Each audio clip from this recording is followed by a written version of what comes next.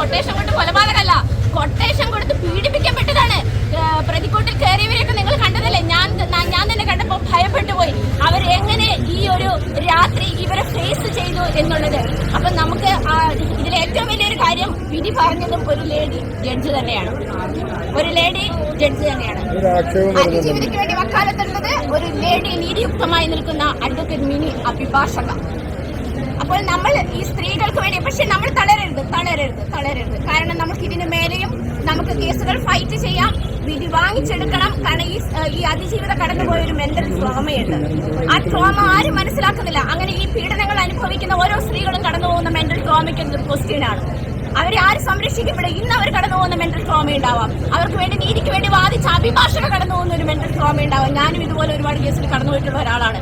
അതുകൊണ്ട് തന്നെ എനിക്കറിയാം, ഇങ്ങനെ ഒരു വിധി ഞാനൊരിക്കലും ഒരു അഭിഭാഷക എന്ന നിലയിൽ ഞാൻ ഒരിക്കലും പ്രതീക്ഷിച്ചില്ല. സ്ത്രീകൾക്ക് നീതി കിട്ടും. കാരണം അതിജീവിത വ്യക്തമായ തെളിവുകളുണ്ട്.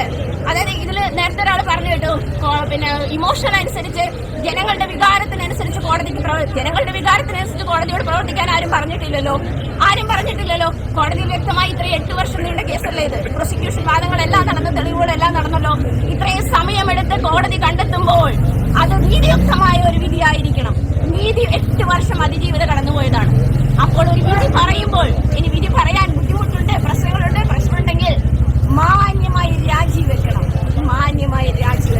എനിക്കിത് പറയാൻ പറ്റില്ല, ഈ വിധി എനിക്ക് പറയാൻ പറ്റില്ല, കാരണം എനിക്ക് പ്രശ്നങ്ങളുണ്ട്. എന്നാലും നമ്മൾ എത്തിക്സ് വിട്ട് കളിക്കരുത് എന്ന് തന്നെയാണ് എനിക്ക് പറയാനുള്ളത്.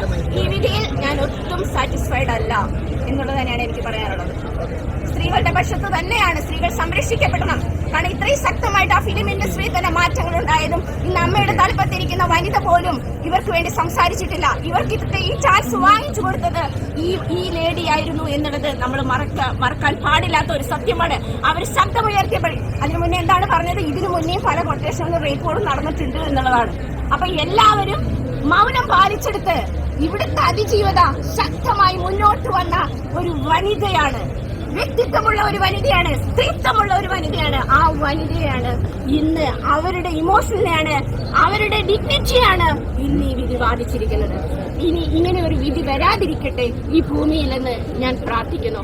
അതിനുവേണ്ടി അതിനുവേണ്ടിയുള്ള ഒരു തീരുമാനങ്ങളെല്ലാം ജുഡീഷ്യറിയുടെ വസ്തുന്നും വരട്ടെ. കാരണം ഇനി ഒരു അപ്പീൽ പോകാം. ഇവിടെ തന്നെ ഒരു ശരിയായ വിധിയാണെങ്കിൽ അപ്പീൽ കോടതിയിൽ ഇനി അത് വെറുതെ കേസുകൾ ട്രാക്ക് ചെയ്യപ്പെടുന്ന ഒരു അവസ്ഥ വരുന്നത്. ഇപ്പം നേരത്തെ ജനങ്ങളുടെ ഇമോഷൻ അനുസരിച്ച് കോടതിക്ക് വിധി പറയാൻ പാടില്ല എന്ന് പറയുമ്പോൾ അതിനകത്ത് മറുവശമുണ്ട്.